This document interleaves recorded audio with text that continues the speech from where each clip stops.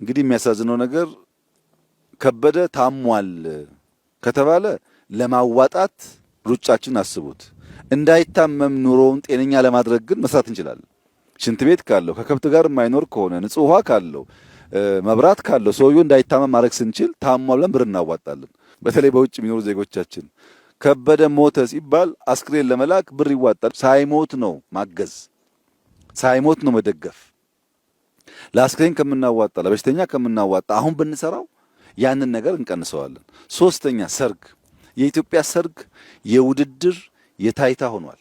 የኢትዮጵያ ሀዘንና ለቅሶ ቤት የታይታ ለቅሶ ቤት እኮ ሰርግ ነው። ቁርጥ የሚበላበት ነው። ቢራ የሚጠጣበት ነው።